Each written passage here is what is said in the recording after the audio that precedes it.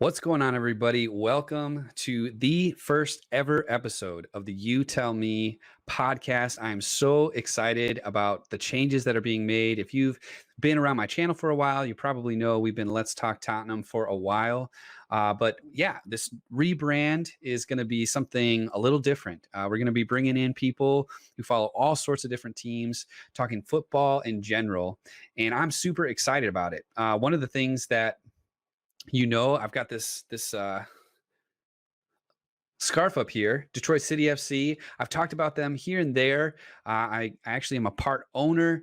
They sold 10% of the shares of the club to fans. And so, yeah, I love talking about City. And so we're going to talk about a bunch of different things today regarding Euros. We're going to talk a little bit about the kind of the changing of the guard when it comes to the different leagues around the world, how we've seen Inter win, we've seen Atlético Madrid win, and all sorts of different things from different people as well. Jinty's going to be joining me in just a minute. We got some audio from Younes. We've got some questions from the Discord server, and we really want you to be a part of this podcast. So if you haven't already, get into the description and click the link for the Discord server and join our Discord server. That's the best way for you to tell me your thoughts and opinions, your different ideas and hot takes, and ask your questions for the podcast. So today I've got Jinty who's going to be joining me. Jinty, hello. How are you doing?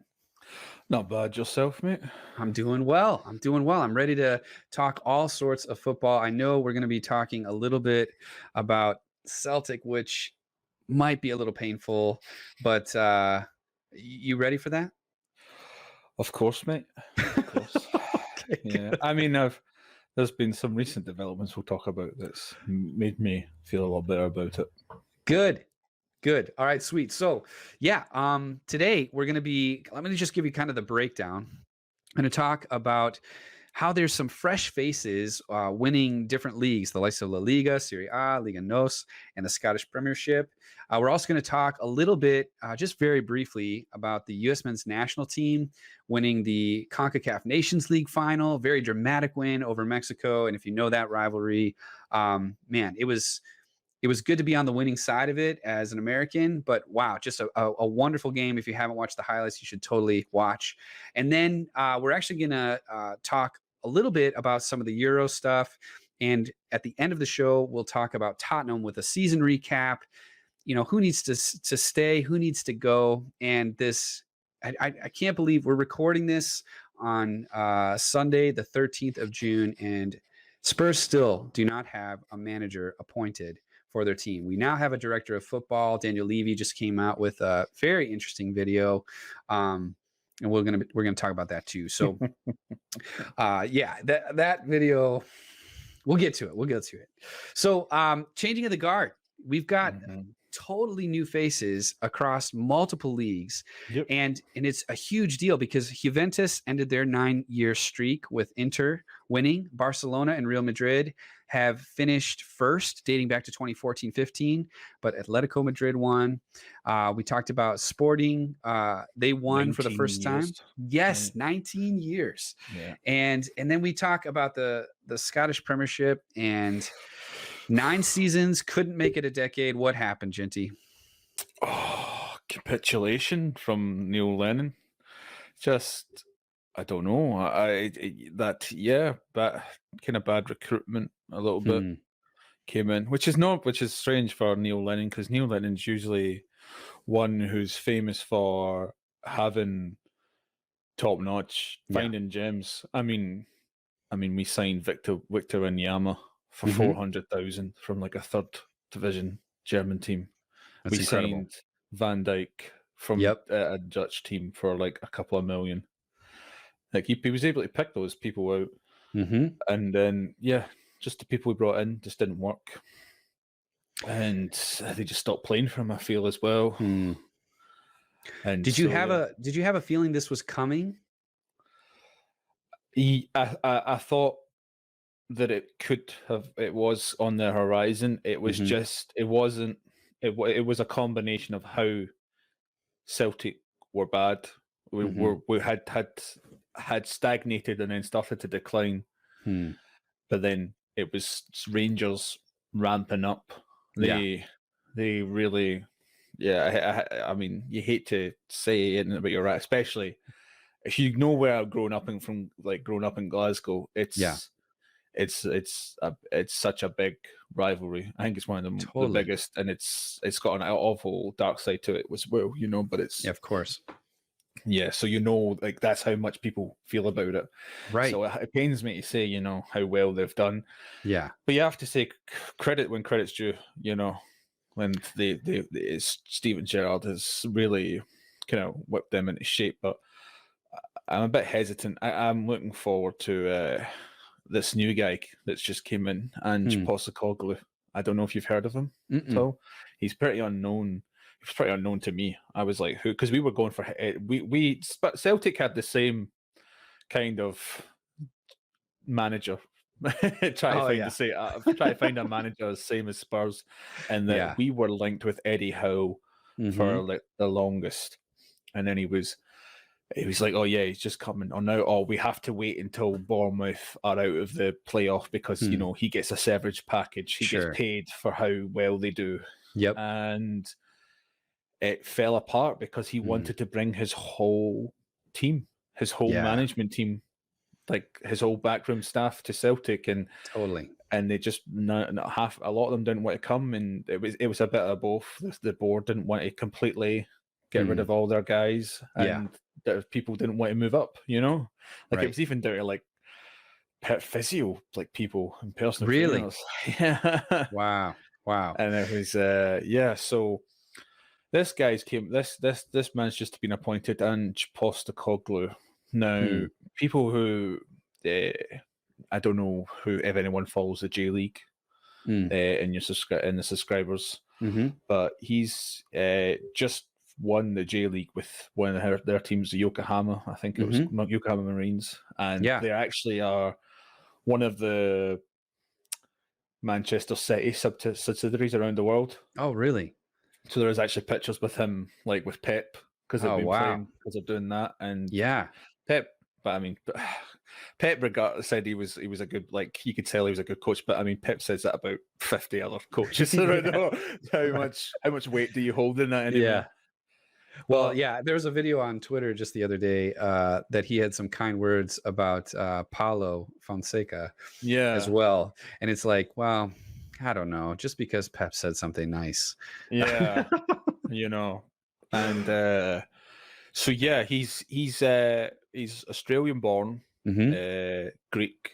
I think his family's from Greece, and like he was, but they immigrated to Australia. So he was in a country that doesn't really not massive in football, and there was a nice story about it. It's the fact that he used the football to connect with his dad, because his dad is from Greece. His dad's from Europe, so football's a dominant sport for like him. So so that's how he connected with his father, and then he just fell in love with the sport, and he won the league as a player, and he was also on the national team. But he's also the club that he played for. He also managed and won the league with them a few times, and then he took on the national team twice. The first time it didn't really work out. Then there's actually quite a famous viral interview where a guy's telling him, "Should you quit? You should just quit your job," live on an interview, and he's like, and you could tell he was holding back the swears, being an Aussie. Oh, he was like, "Oh, so you're really telling me I should just quit now? Is that what you'll say?" Right on live TV. Oh my goodness. Yeah. So, and he left.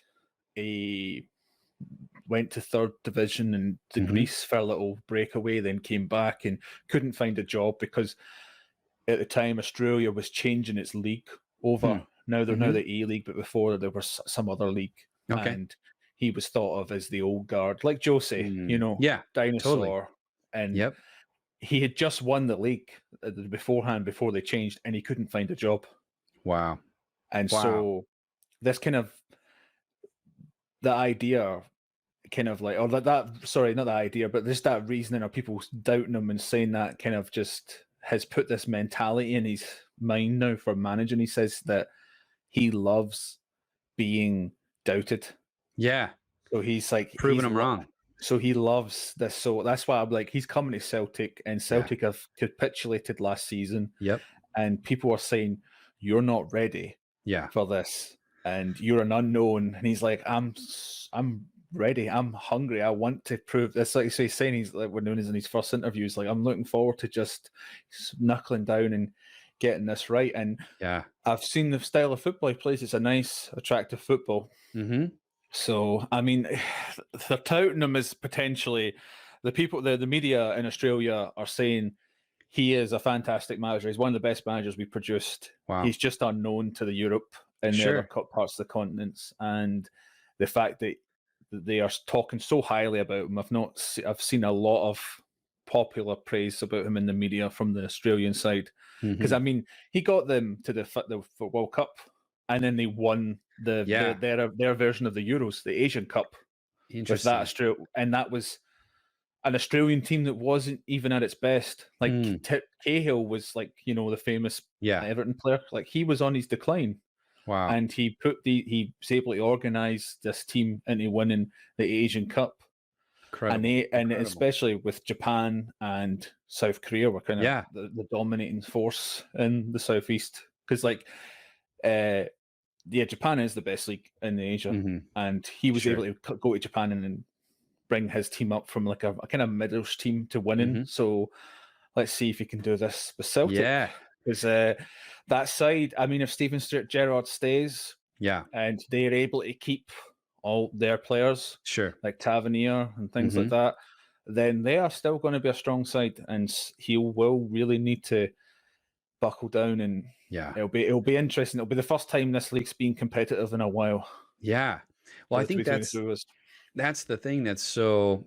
I mean, personally, I know it's not great for you, but in terms of the excitement of potential new names, that's what makes it most fun. I think watching the Premier League, knowing recently it's been basically City or Liverpool, but knowing that there's like this fight for the top four, who's actually going to make it, and even this season you could see like Leicester are fighting and fighting and fighting, and I know Spurs are the bottle jobs, but they've done this a couple times now. Leicester have fallen out from that top four, but you just think.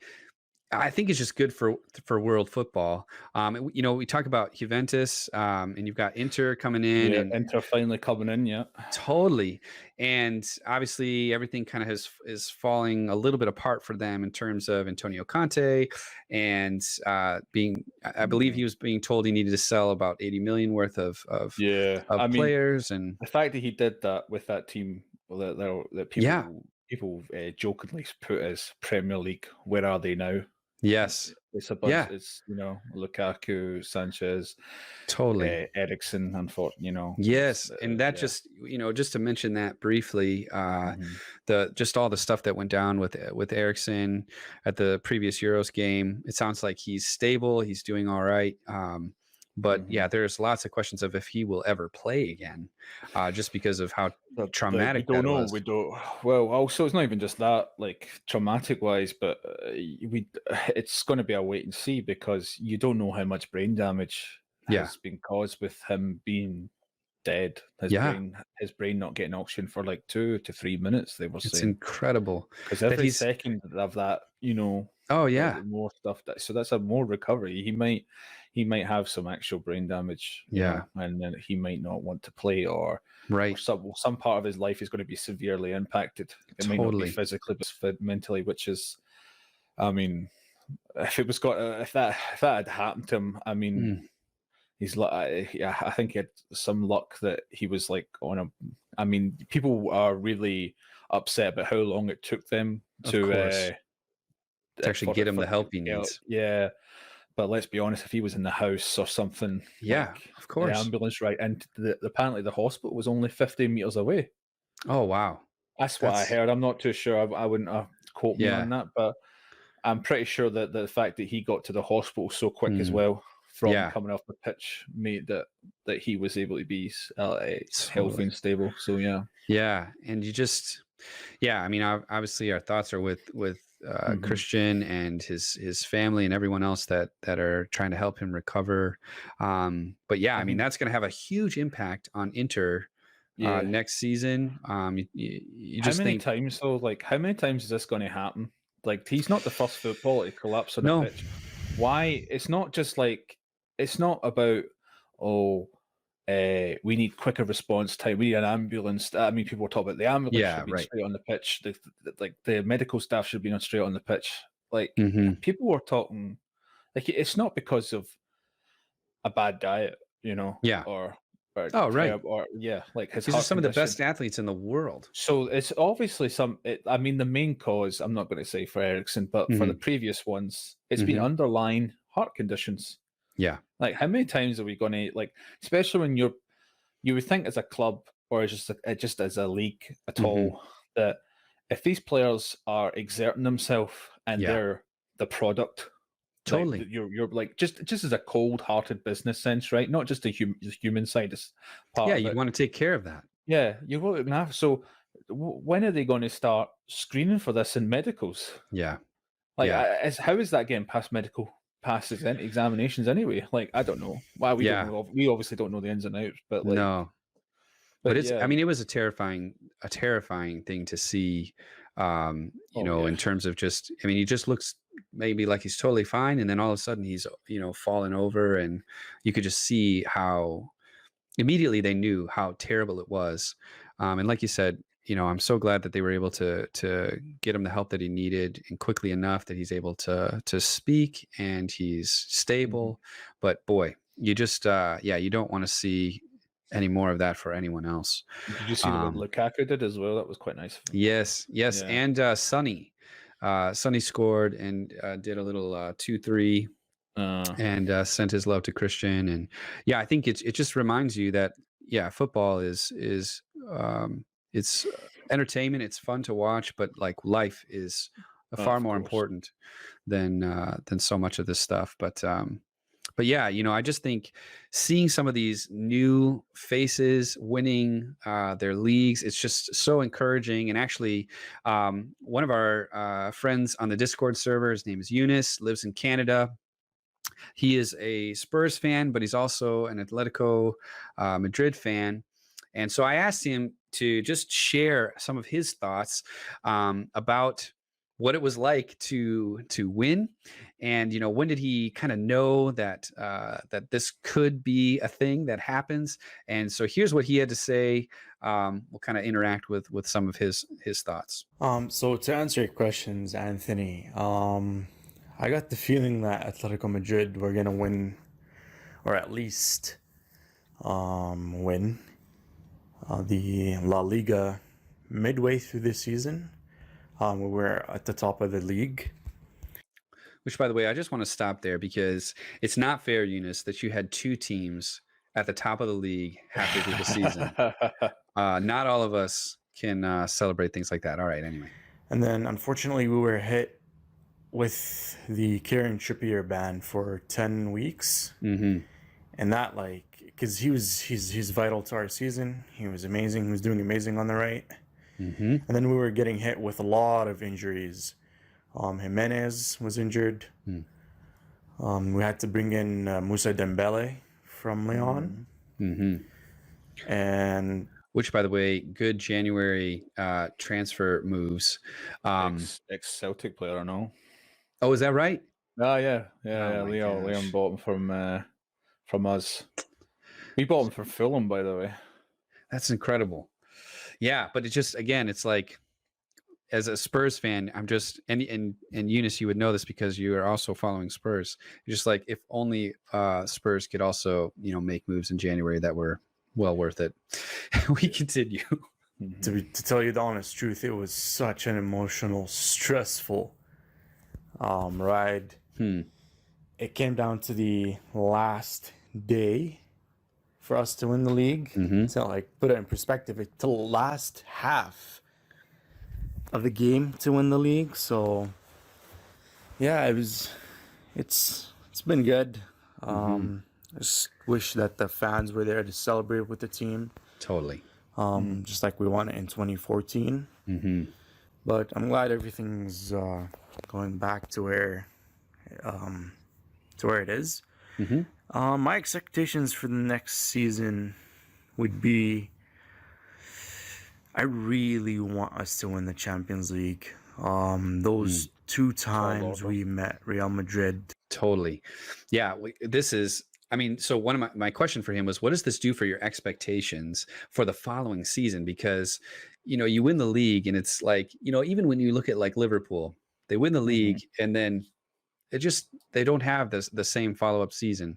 But it's like everyone's like so drunk with happiness that it's kind of okay as long as you just don't fall too far, But yeah, here's what he had to say about winning the Champions League though. In the final were just so like draining in 2014 and 2016. It's the only trophy that I've not seen them win. I've been watching for 15 years. We've won all the domestic cups. We've won the Europa League. We've won the Super League. He told me that he meant to say Super Cup. He texted me afterwards. It's like Super League on the brain. We've reached the Champions League final twice, but Simeone, man, I just want him to win that one trophy. Yeah. The Champions League trophy with Atlético Madrid.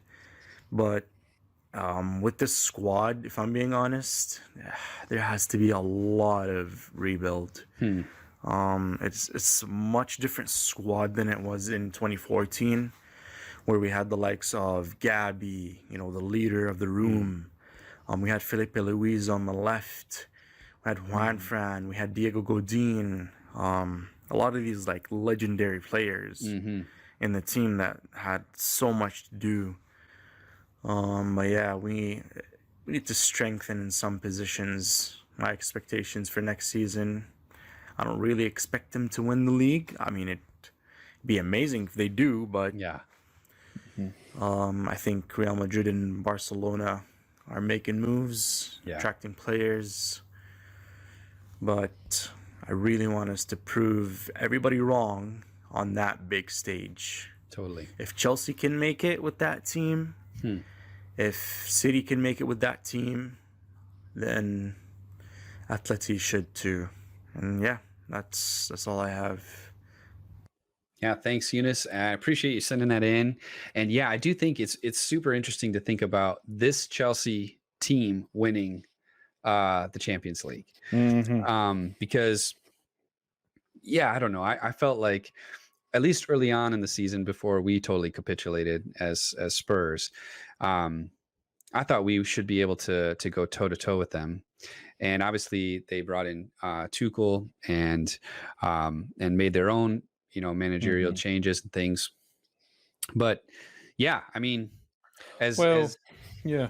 No, go for it. No, so I mean, so the thing is that I think it will be a tall order for that squad to win the Champions League. Yeah. Again, because I mean, I think the two stand out for us as Spurs fans. I think we have to say, like, that just shows, it's that Kieran Trippier shouldn't have been sold. It just, even as I was hearing him talk about it, I'm just like, why? Like, what are we thinking? Yeah. And I believe it was a fallout with him and Pochettino. Yeah. But still, it's just like, especially when you look at what we've got, it's especially when like we've been playing a system where they do a lot of crosses from from the wing backs. And we've got Ori and Doherty that just can't seem to get past the first man, and Kieran Trippier is whipping on a fabulous ball. Oh, but totally. also, we have to also admit that just as we did muck up on selling Trippier, I mean, Barcelona must be absolutely kicking themselves. Oh my gosh. Luis Suarez. Yes. Thinking he's past it. And did you see, I don't know if you saw that video of him just weeping into a phone. Yeah, he's talking to his family on it. Yeah. Because I mean, the human element of football, right, is like these are human beings who probably are getting to places in their career, at least for him, where he's having someone say, you're done, or at least you're done at this level. You can't win. Like, we're not going to win with you. And if Barcelona is saying that to you, and I know Barcelona's been on a decline, but just what that does to your self-confidence, your self-belief, and then to go somewhere else and basically stick it to them, you win. 21 goals as well. Yes, it's just like, yeah, the human element of that, it goes back to what you were saying about this new manager. Being able to use the doubters as fuel Hmm. for the future is incredible I stuff. mean, if they can keep a hold of Jan Oblak, because I've Hmm. heard some word that he might be moving. He is without a doubt the best keeper in the world right now. Yeah, yeah. I mean, Jimenez, as he was talking about, is pretty Hmm. good. I don't know how Koke is still the right side of 30. Hmm. They have Yannick Carrasco. Hmm. You've got Kieran Trippier still, the Thomas Lamar, Yep. Saul, and Marcus Llorente had a great season, is there as Hmm. well.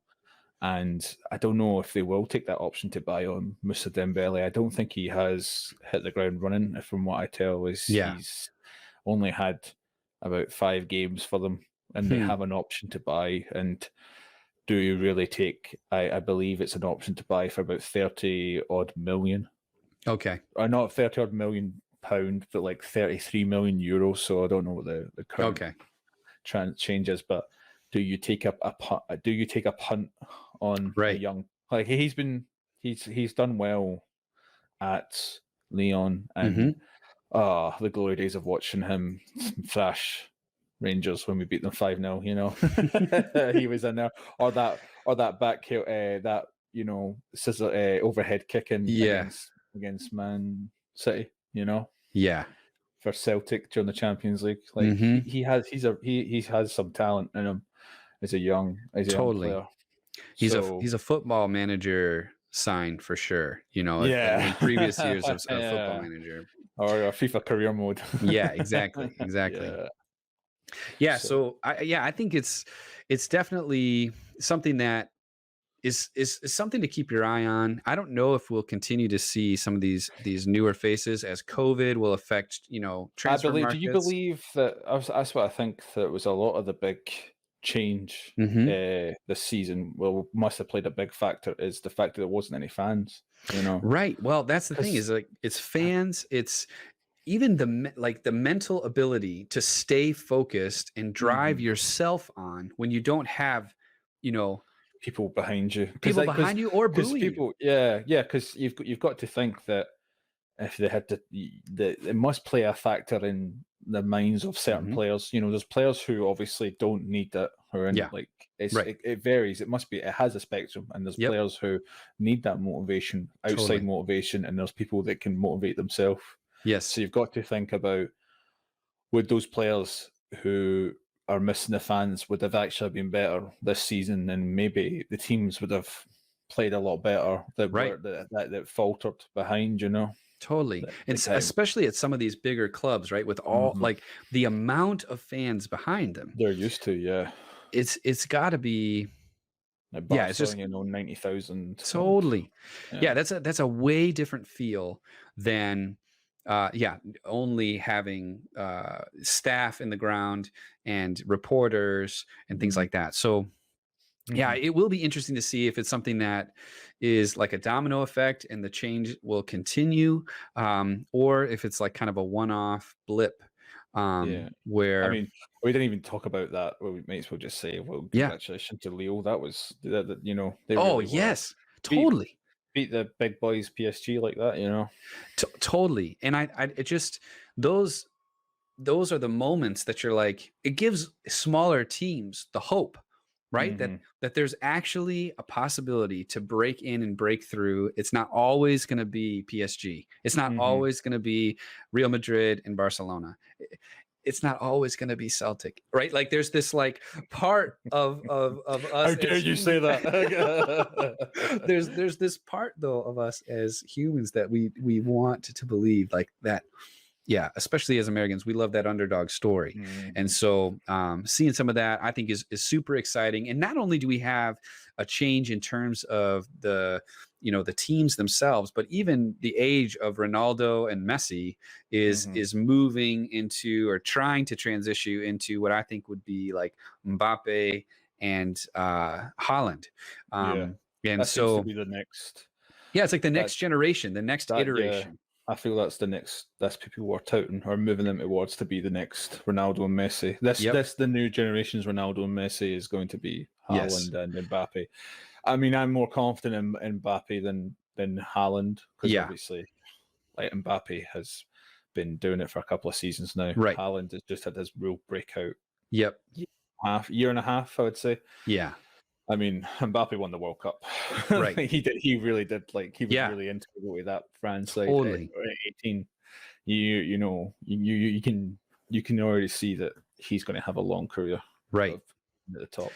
Now, in regards to that too, some people really do follow specific players or even managers, and we saw that with Jose at Spurs. Like there was a bunch of Jose folks that just kind of started following Spurs just to follow Jose, and they are since moving on to Roma, I would assume. But do you have any specific players that you follow or managers or anything like that? No, I don't have anything like that. I think the only thing I kind of do is I will notice or like keep tabs on players that have played for my club that I really enjoyed. So Virgil van Dijk, Celtic, you know, I knew he was like, if anyone wants to know how, like, when it was written that this boy's gone, he's not work for us. There is a viral video from the Scottish Premier League. I think it's like 6 million odd views, where he picks up the ball on defence and passes two players and scores a goal. Yes. And when I saw it, like when I seen that, I'm like, he's not long for us anymore. You know, yeah, he's exactly. gone. And then Southampton, we're just a feeder club to Southampton, so they picked him up, and then we also made a tidy profit of him getting sold for 70 million. And so I'll hope, even though that you know, Spurs and Liverpool compete, like I still love Van Dijk. Totally. Moussa Dembele as well, you know, it's nice to watch him do well.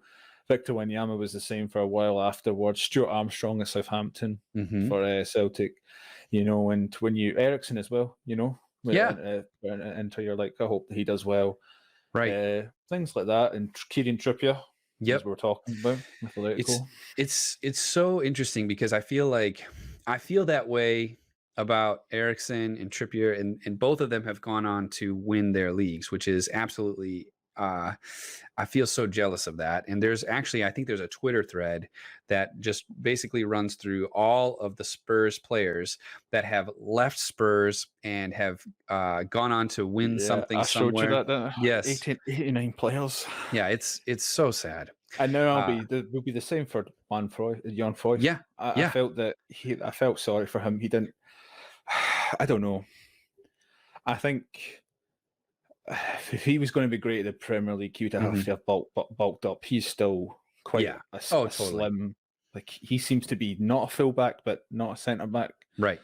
I think if he really specialised in what he wants to be, he could be a great player. Totally. And I hope the best from, especially that, you know, being outcast and never really given a chance. Like, he was brought in and he was never really, when you saw him, like, you feel like there's potential there when you see him, you know. It's kind of like we have right now with Tanganga. You can see the streaks of it.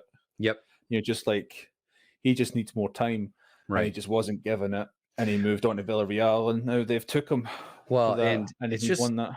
It just shows like the cursed feeling comes up when you're like, he goes on loan and wins the cup that we were wanting to win, right? Like the Europa was like Spurs had it already half. It should have been her theirs. name half written on it already. Yes, exactly. Yeah, people. Yeah, he goes on loan and he wins the very cup that we. Yeah. Anyway, so and yes, Etienne Capoue won it with him as well. Etienne Capoue. I know. The man who was too at much. Watford for 6 years after he left us and went there, and he's won something before Spurs have. Totally. Yeah. Well, let's move into talking a little bit about some national team news, and so I just want to say we're going to talk about it a little bit here, but if you're listening and you want to get in on the conversation, we would love to hear from you as well. So, like we said, you can get in the comments. That's a great way to connect with us, or join us on the Discord server in the description. Tell us who you're supporting, what your thoughts are on how they've been managed or are managing so far, and if you think or who you think will win it all. We'll talk a little bit about some of that today. And so Jinty, you've got Scotland coming up against Czech Republic tomorrow, I believe. Mm-hmm. We're recording this on Sunday, by the way, the 13th. It's posted on Tuesdays. But yeah, what are your thoughts? What do you think is going to happen? I believe. Can you give me a 1 second? Just Yes. I think we have already played them a couple of times and beat them. Okay. So you're feeling pretty good? I'm just double checking. Yeah, we beat them. That's Luxembourg. Yeah, the qualifier. Yeah. So I'm feeling.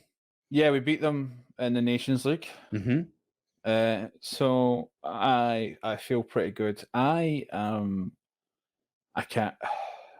There's a part of me that's just let's just get that little bit of hope, you know, of not winning, obviously. Okay. But out the group, though, right?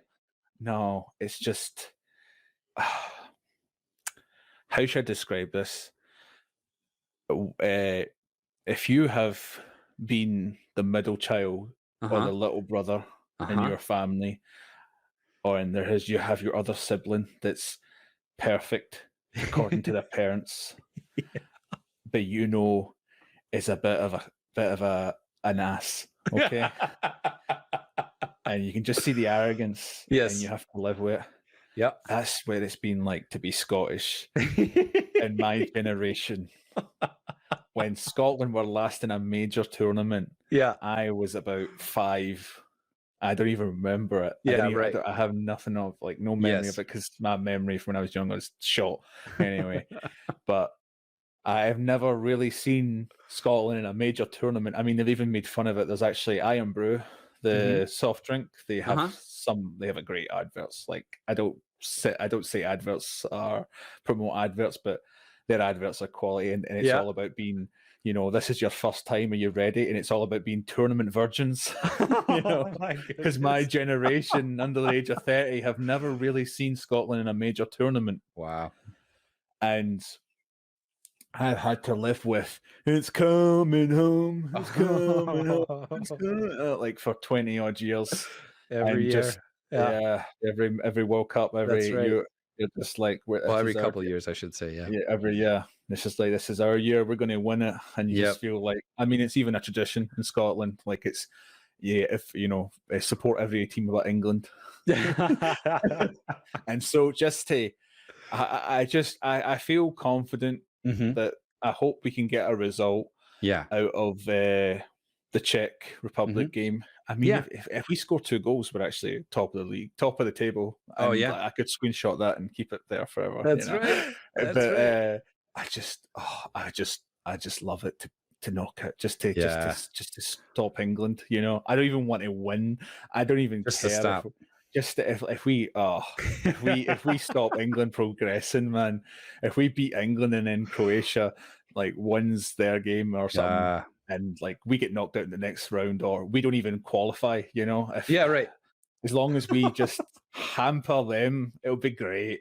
That'll be a great tournament. And I think people were really. I mean, some of the people have said, we're going to play Scotland, we'll score 5 or 6 goals, and you're like, we're not there to make the numbers up the first time ever. Yeah, I will be the first to say, we're there to make up numbers. Our group was pretty. We had Belgium in our qualification group. That's the reason we had to go through the Nation League. But we were third. And Belgium. I mean, everyone's touting Belgium to absolutely dominate, and they did dominate us, and they dominated everyone, and it was in that league. So, and then I believe it was Russia that was second, who aren't a terrible team. They're well managed. They don't have the best players, but they are well structured. Sure. But I think this is the best players that we've had for quite a while. And it's the best manager we've had for quite a while. Yeah. I've told you about him before, personally, but Steve Clarke was part of the product of, Scotland is famous for its world-class training facilities for managers. You know, Yep. a lot. Jose Mourinho, Right. for example, came to Scotland to get his managerial badges. There's a famous there's a resort just off the main city of Glasgow where they have this manager, you know, to where you train. Yep. And you know, so I mean, Premier League greatest ever manager, Sir Alex Ferguson, Scottish boy. Oh, totally. You know, and so Scotland it's weird. Scotland's been good at producing managers, but not for the Scotland job. They've always struggled. And this is Steve Clark's came in. Steve Clark was part of Jose Mourinho's team the first time he was at Chelsea. Okay. That prime Chelsea Mourinho. Yeah. He's assistant manager.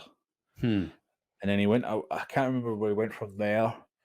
But then before he got the Scotland job, he managed Kilmarnock. Have you even heard of Kilmarnock?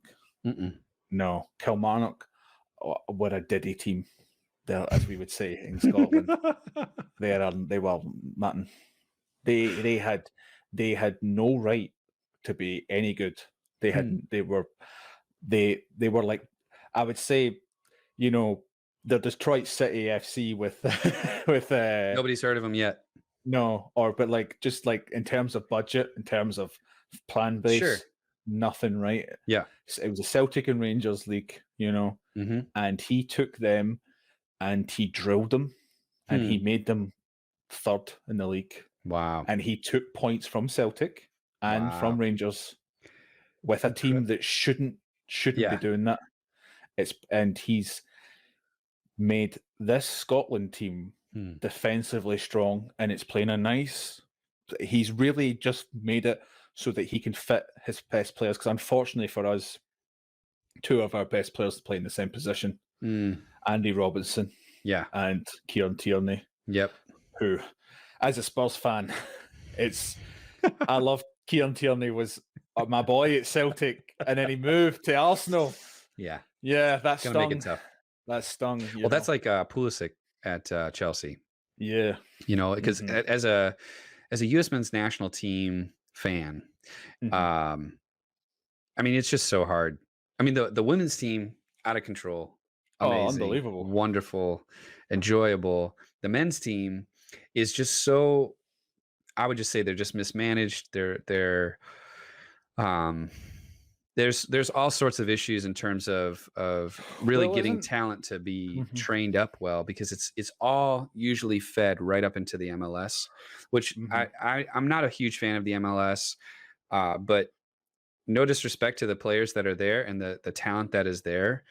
You just can tell though that like an MLS team is just not going to be the same competence, the same level as anywhere else in the world. And so to create a youth system that is keeping talent in this structure, you can see all of our best men's national team players are playing abroad, and most of them have to play in Germany because of work permit stuff and things like that. And so that's where you saw Pulisic in the Bundesliga. You got Weston McKennie, I believe. There's another boy plays for Werder Bremen who's him again. Yeah, I can't remember his name right now, but they usually come up through Germany, and so in some ways, like watching the Champions League final, it was kind of nice. It was either Pulisic or Zach Steffen, who's our keeper, right? One of them was going to win because Steffen was on City, Pulisic on Chelsea, and it would have been, I think it's the first time ever an American has won the Champions League. Is that right? Yeah. Yeah. So it's amazing. It's so cool. But it's like when he signed for Chelsea, I just felt sick. I'm like, oh my gosh, I can't even, I can't feel well about it. Yeah. But anyway, it's so we're playing like a 3-4-3 kind of really, and actually he's got Scott McTominay, Manchester United boy. He's got him dropping down into like as a centre back almost sometimes, and he's got this changing, and it's just really to try and get the best out of his players that he has. And honestly, I feel that we could have a decent. I don't think we're going to be first or second, sure, or anything like that. But I think we're not going to be like a Panama or a North Korea that just getting humped 6 or 7-0. I think we'll put up a good show, and that's all as Yeah. Scottish fans. That's all we can hope. And it's just, yeah, it's just the fact that it's just a coming together of a really good coach and the strongest Scotland team that we've had for quite a while. Yeah. Maybe since Euro '96, I would say. It's Wow. like, You feel so it feels good. it feels good. I feel like when the matches are going to play, I don't feel just a huge disappointment. Oh, here it comes. I feel like, go on, my son, as we would say. Yeah, Go on, yeah, my yeah. son. Just get in there. Yep. You know, I love it. Yeah. I love that. Yeah. Even if we just beat England, just beat England, man. It'll just feel good. It just feel good. It'll feel good. Dude, it's so funny to hear, like, yeah, just how it's experienced around the world with these different teams. And you've got England or whatever. And yeah, just, for us, it's against Mexico, and that's always the biggest rivalry for us. It's the one you definitely want to win. You've got Dos a Cero, like all these different like historical things. They're actually, the rivalry's a bit strange because we call it the old enemy, like old Scottish spelling, AULD. Oh right? yeah. So they're the ones we want to beat. But England, they want to beat Germany because of World War II, things like that. Yeah. But Germany doesn't really care. So England doesn't really care about us, right? Yeah. And Germany doesn't care about England. Germany doesn't care about England. They care. Their rivalry that they see is the Netherlands. Really? Yeah. Oh, definitely. There's because of obviously the occupation. There's also a little back and forth. There's a lot of history between those two countries because they're right next to each other. But they don't. They don't really see England as a terrible rivalry. And England wants like be our rival, and Scotland's like be our rival, and it's just like a kind of circle of like an opposite of a triangle, love triangle. Yes, I love that. Yeah, that's so awesome. But yeah, so if you're listening and you want to get involved in talking about the Euros, please let us know. We would love to, hear who you support. And if you go on the Discord server, you can actually submit audio submissions as well. So I highly recommend that you do that. It's so good to hear your voice, just like Younes did earlier. But if you want to just send it in text, we will take those as well. And speaking of text, we got a couple questions regarding the Euros. So I'm just going to run through them a little bit quickly here. Will a Spurs player finally win something this year at the Euros? Kane with England or Lloris with France? And my answer to that is we're not talking Lloris at France. We're talking Moussa Sissoko at France. Potentially. How is that man in that squad? How has he done that? But that's the reality. That's the reality. Is Moussa Sissoko actually might win something with France this year? I don't know about. Like, do you think Ndombele deserves to be in that squad as well? Really, like people. Dude, if Sissoko makes it, Ndombele makes it. Yeah, that's not a question. But so how Sissoko makes that squad is I mean, like out of all the French players, like I don't think there should be any. Release is the only one that should be allowed in there. Well, so here's the thing I'll say about Sissoko, because I would say this: Poch got him to play, but it's been such a decline since then, and it's been for so long. That's what just doesn't. Do you think he had a great season? He's had two great seasons. And there was the one. It was the one. Was it? Or maybe half a season. Maybe I'm thinking. Maybe I'm looking at this rose tinted. Yeah. But I'm pretty sure he's had two great seasons. But I think maybe both were under Poch. Actually, they were a season and a half. It was the end of. It was the second half of the season. He started to find his way, and then there was one full season under Poch where he and I believe it was Trippier as the pairing. The way that they were able to just kind of slide in for one another, and it just. That was it. That was the only time that I really felt like it was really, really positive for Sissoko at Spurs. I mean, you've also got that TikTok of him falling his arse. I mean, that's where Sissoko is now, man. He's tripping up on himself. Yeah, and I saw that. I couldn't when I was watching that game and I saw that. I just like you had to laugh or cry. Yeah, exactly. Yeah. And if you're a French national team fan, please explain to me how Sissoko is on that squad. Okay. Didier Deschamps does not watch Premier League football. Yeah, that's the issue. All right, here's another one. Who is your pick as the dark horse team in the Euros? Jinty, what are your thoughts on that? Well, we should go back. Well, I mean, yeah. Oh, you want to go back? Yeah, but we should. I mean, we got so sidetracked by Sissoko, we didn't actually answer the question. That's true. I don't think so personally. Really? So I know France is slated to win. They've won the World Cup, but Belgium? Well, yeah, I guess you could see Belgium. Honestly, I think my dark horse is going to win it. Oh, who's your dark horse then? Italy. Oh, that was mine. You've stole my answer. No!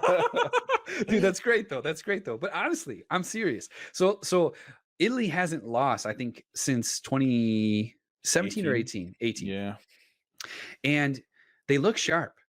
Roberto Mancini has got them playing well. Yeah. So that if I was going to just say like, hey, who am I following in the Euros? I'm saying I'm going to put my money behind Italy. Obviously, I love all Spurs players and former players and hope they do well. But yeah, I honestly don't think it's going to happen. I think that, I mean, if France wins it and good on them, they're supposed to, they're the favorites, I think.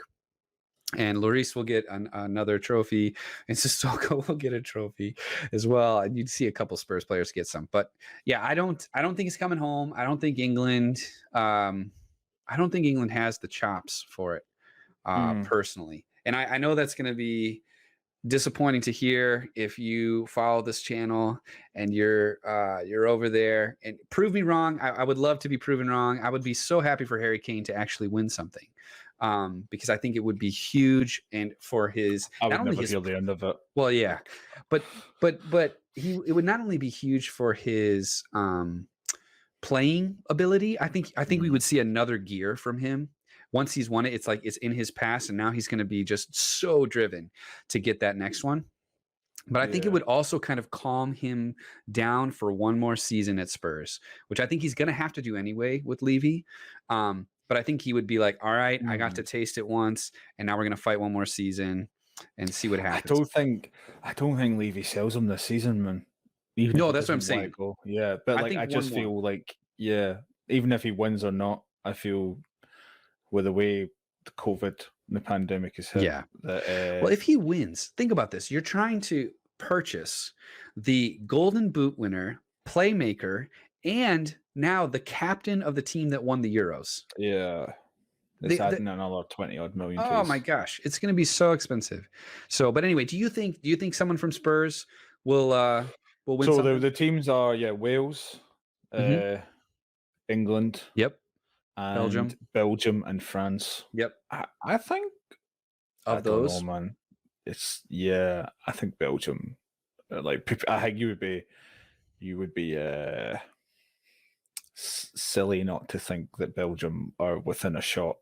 Yeah. Especially, I mean, it's different. Well, obviously, I mean, if they had KDB, another level. But is he in the squad? Is he actually like? You know what, I'm not sure actually. Because can he actually come back? Could he come back in halfway through? I know because he had a fracture, but they can put those masks on, can't they? Like that Harry Kane had. Like if it's just if it's a fractured eye socket or a nose, right? He could wear that protective thing and still play if he really wanted to.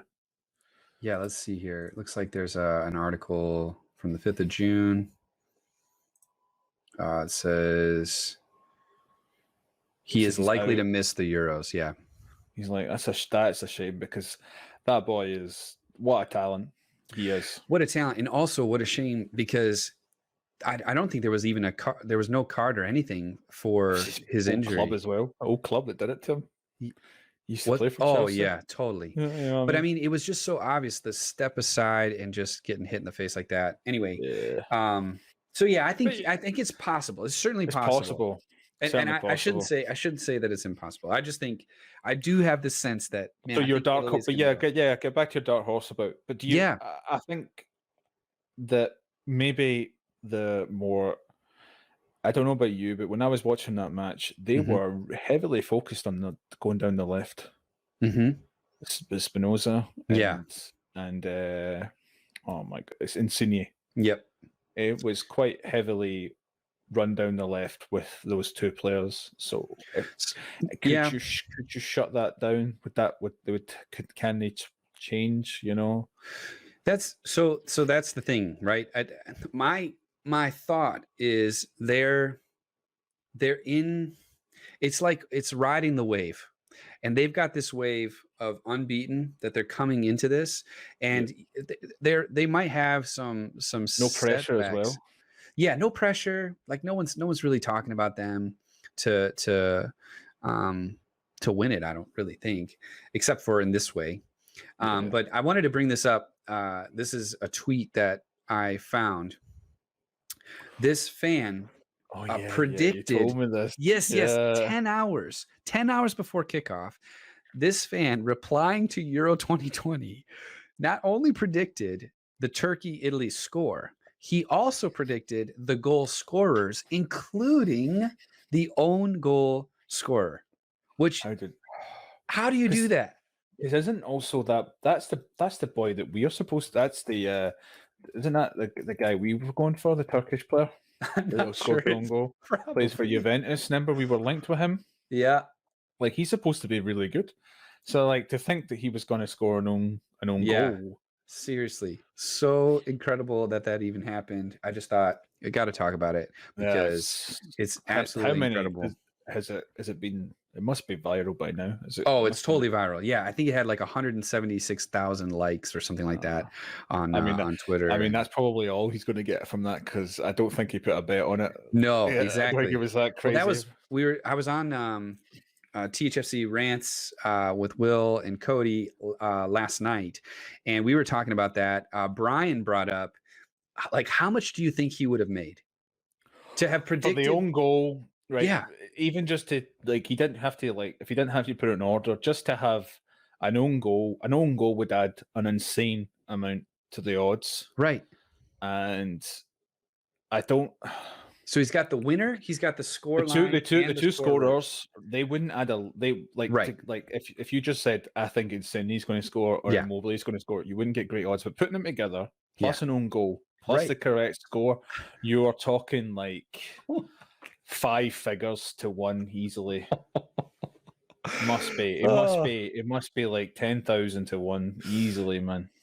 It's so incredible. And anyway, it's just such a cool thing. That person will remember for the rest of their life for sure. Let's get to this last question here. I'm going to briefly talk about the US men's national team, and then we're going to head into our section on Spurs. But last question here comes from Regina from the Discord server as well. And she says, which player do you think is going to outscore everyone in the Euros? Lukaku or perhaps Kane? What do you think? I mean, if we're going for dark horses, mate, Immobile. He's a what is he? The new Inzaghi goal poacher. Yeah, he loves a tapping. Mm-hmm. So especially with the way they play, with the Insigne coming in, like he passed it. I mean, that's what happened to him, didn't it? He got it passed to him. Yeah.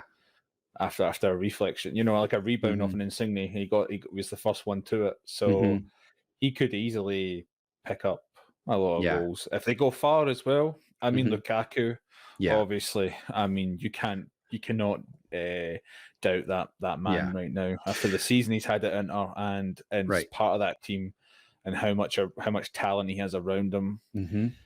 Kane, dude, what Conte has done with him is insane. I just want to say that because I mean, talk about doubters. I wouldn't call myself a doubter. I thought that Lukaku was a decent striker, but I think what he's been able to do recently is way beyond. I can't remember the term. Maybe you know, or maybe someone can tell us in the comments. Yeah, there's a term for the type of player that people were saying he was, which is he scored against the minnows. Oh yeah, I don't know what the term is. No. There is a term for it. I can't remember. It's like flat something bully or something. Flat bully. But yeah, so I think like when he was at Man U, he scored, and he had a sane return rate, but he actually only scored once against the top 6. I think Mhm. it was Spurs. Yeah, Of probably. course it would be. But yeah, and I think most of his goals came against the minnows, and Uh-huh.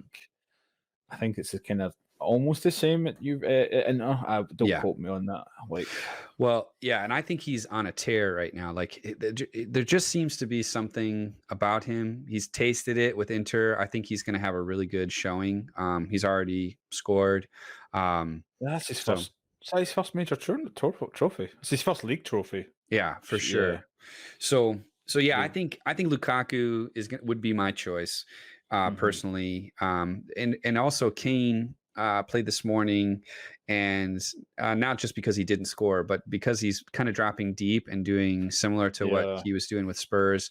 I just have a feeling, and I think Kane trusts his England teammates up top a little bit more than I his mean, Spurs. the attacking the attacking options that they Yeah. have is for them has been the best since easily the golden generation. Yeah. When you had Wayne Rooney and Michael Owen and Yep. Beckham, Yep. like that's So yeah. so I I think mean, but let's be honest with England though, it's like that a League One manager, yeah. managing that team. It's like having a Ferrari and getting a toddler to drive it. Mhm. Yeah, I will say, yeah, I would take Paulo.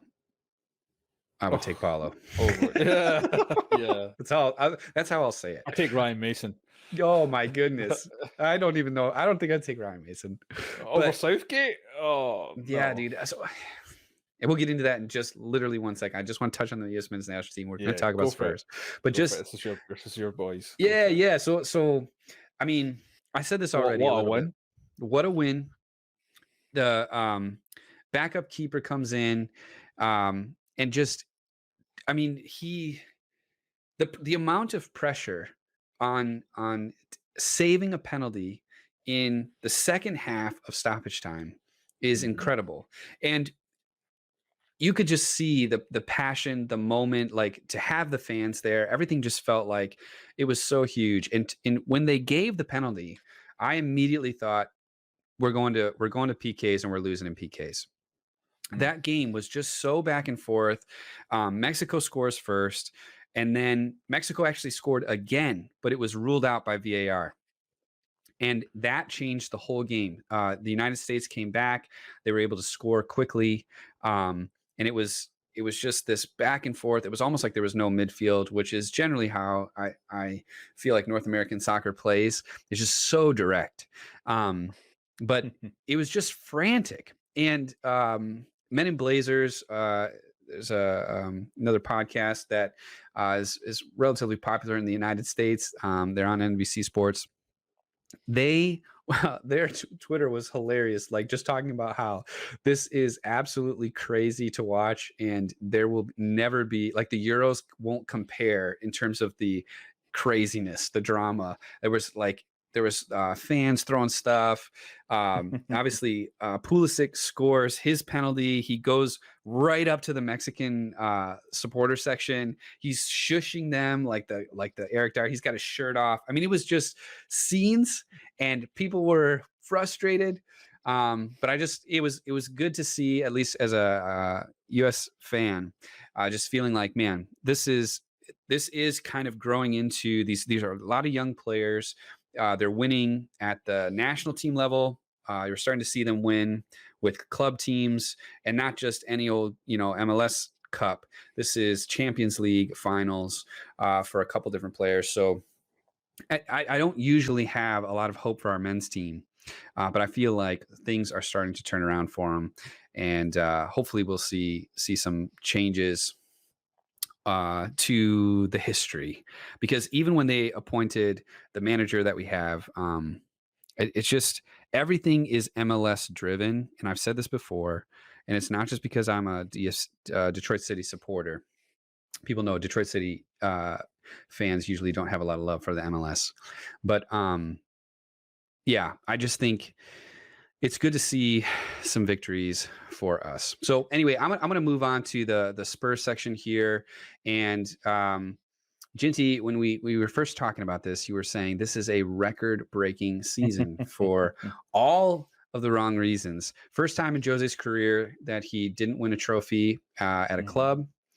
And You see the quote that came out about that? yes, he won half a trophy. Half a trophy. This That's guy, just dude. That's so Jose. Yeah, of course. And I love just it. want to say personally, I think Levy robbed him of the opportunity. Yeah, he didn't even have an opportunity to win that trophy when he could have. So in some ways, I understand it, and it's so Jose to put it in that kind of light or terms. But anyway, also broke the record for the longest time without a manager of any club in Europe. Yeah. It's just, and we're still here. I'm hoping Monday morning that they'll make some sort of announcement. But yeah, so what we wanted to do is do a little bit of a season recap, talk about, best player, worst player, best game, worst game, talk a little bit about transfer business, managers, etc. And then You also forgot about the last record we broke for What's Jose that? as well. The one where Jose, when after 12 games, he's always been in the same position. Oh yes, which was Yeah. 6th, I believe. Was it right? No, everywhere. Every time he's been in the Premier League, and apart from the time before he got sacked, he was in 12 games and then he got sacked by Man U. But every time, Yes. with Man U and with Chelsea, both times where he's been after 12 games is where he finishes the season. And that was the start of the potential hype, because after 12 games we were top of the league. Yeah. And then he said we're a pony in a horse race. And we proved him right. We broke that record as well. Yeah. I mean, it was Sorry, so. I thought I had to add. Oh no, it's okay. Three records we broke, not just the 2. Totally. And it's been so disappointing. I would say the first half of the season up to that West Ham game, there was a lot of past that West Ham game. We had that run, didn't we? We beat Man City. Well, Arsenal, we did, but I felt like the Chelsea. writing was on the wall at that West Ham game. I felt Really? like, yeah, I really did. I just felt like after that, I think we did go on a run where we had some clean sheets. But 6 and 8, wasn't it? But it just didn't feel the same for me. I really do feel like there was still hope. We were getting closer and closer to Christmas, but the way that I feel like Jose was talking about the team seemed to change, and it just led to the deterioration of the club. It's just, and it's so frustrating because you had that sense when he was hired that this is what happens, is like there's a flourish and then there's just absolute carnage. And it feels like that. I feel like with Jose, because he iced people out of the squad like Dele, like even Bale and things like that, you ended up feeling like, I felt like anyway, I didn't know who was playing well and who wasn't playing well. I didn't know if they were just on his bad side or not. Like, to see that Gareth Bale had scored as many goals as he did, I think he was his by the end of the season. Yeah, and by the end of the season, I think he was scoring a goal every 81 minutes or something like that. He was our third highest scorer. Yes, it's to have pulled him from the squad because he had a poor performance against Arsenal. It's just foolish. But anyway, so you said you felt like January was when you felt like it was the end. Yeah, definitely. Well, maybe the end of December, January. Yeah. So let's do this. Let's just walk through best player, worst player, best game, worst game. We'll start with the best player. I think you should go first. Okay. Well, I mean, it's so, to me, it just feels so obvious. I've got his name hanging over here in the background, Harry Kane. How he doesn't win Player of the Year. Robbery. That is not only Player of the Year, the players. What I know. And I think Jack Grealish made a little comment about that. He was like, he said something about like, I'm surprised he didn't win more personal awards than just simply the Golden Boot and the Playmaker of the season. Yeah, it was any other player, he would have won it. Totally. And I said this in one of my. It's like the players are like kind of sick of him because he's like England talisman. You know, they're like, well, do I vote him? I don't know. I don't know. De Bruyne is a great player. No one's True. criticizing what he does. He's known for doing pinging in passes for Right. assists, and he got out assisted. Yeah. Well, that, and I think Harry had almost more goals than he had appearances or something like that. It's just like it blows my mind, but whatever. It is what it is. I think that he's Ruben by Diaz, far. like Yeah, he Ruben was, Diaz. he was a lot to that squad. Like he was insurmountable to the Yeah. to their title challenge. But Yeah. Well, so I still. made a TikTok. I'm on TikTok, Spurs Appetit, and there was I was replying to somebody who was saying, like, we need to talk about why did Ruben Diaz win, and I was joking, somewhat joking, because like it's more conspiratorial than she was saying, because two things. I think under Pochettino, Kane wins this award, no questions asked. Like, I think because Jose plays Jose ball and not Pochettino or Pep ball, like something more pretty, that I think that adds to him not winning this award. Secondly, this is where you can get a little conspiratorial, but Man City want to buy Harry Kane, and if he's the player of the season, that adds another 15 million. It is another 30 million onto his price tag from Daniel Levy, because Daniel Levy is the negotiator that we all have heard. He's not going to sell Harry Kane, period, especially to another Premier League club. So you're saying you want to buy our best player, you want to buy Golden Boot winner, playmaker, player of the year, Harry Kane, right? Like all of that adds up, and the player of the year is chosen by sponsor. It's like sponsors as well as media as well as fans. Yeah, dude, it is way more beneficial to all of those people if Harry Kane moves away from Spurs. Also, you've got to say the fans must be a major part, because let's be fair, there's a lot of plastic fans out there. Yeah, and Man City are plastic fans. Well, dream team. Well, I feel like they're certainly, but like if you're a fan of Man City, you're gonna vote for your guys. It makes sense to me. But anyway, I just felt like there's much more to gain in terms of clicks, in terms of stories, if Harry Kane could potentially leave Spurs. Whatever, it is what it is. But so Harry Kane seems like a shoo-in for me, and I know I took Harry Kane. So who do you have for best player? Well, I think the only other player you could say was great in that, well, Harry Kane's on his own level. Yeah, by far. Right, so the A tier below him, I've got to go with my main ginger bearded man as well, Viking boy Højbjerg. Yes. I mean, let's not talk about his penalty taking, because that was that was tough. That his head was in another place. Let's be real. Of course. But I mean, yeah, I think talk about the recognition that Harry Kane should have got. I mean, I was looking at like best kind of CDMs in this season, and I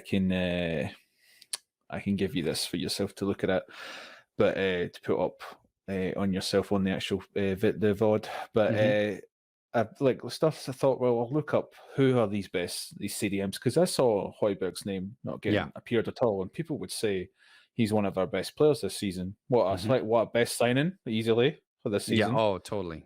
And so I looked at the best CDMs, and there was a Bissouma from Brighton, N'Golo Kante, Declan Rice, and the only person I would say that was any better than him, because he had an absolute standout season, Wilfred Ndidi. And I looked at the stats of their tackles, interception, fouls, clearance, and dribble past. And Højbjerg is actually up there with them. He's got joint fourth. He's got the same amount of tackles per game as N'Golo Kante. He's got more than Declan Rice.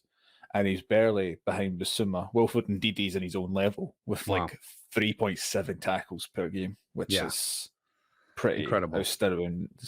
And he's unbeatable with interceptions, 2.3 interceptions. Like, I don't Wow.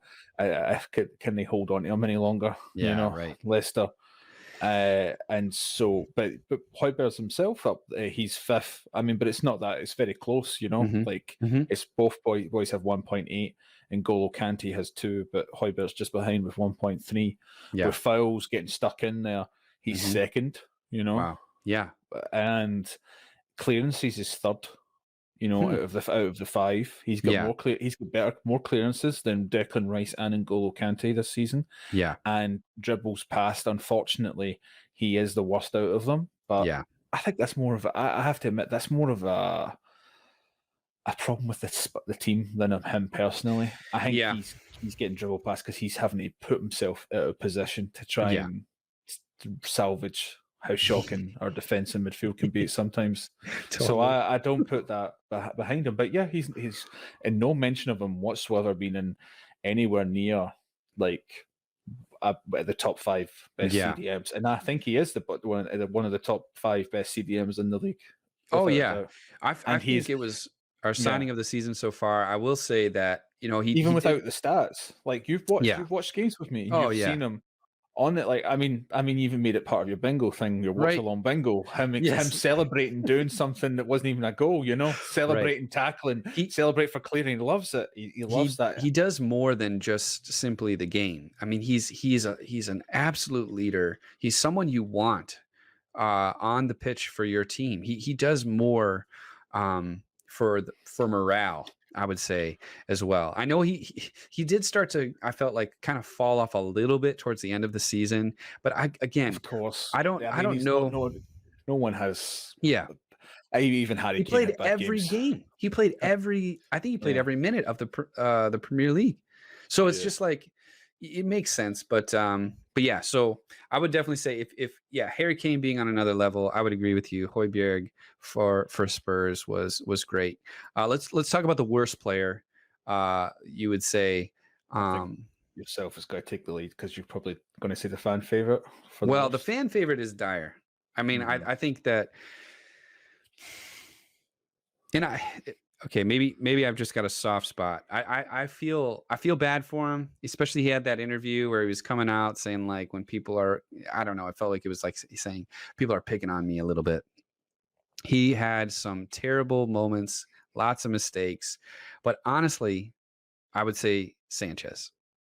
I would say more so than Dyer. I'm more disappointed in Sanchez, and I think it's because maybe because of the hype, maybe because of how much we spent on him to bring him in, maybe because he's younger and I thought he would be progressing instead of regressing.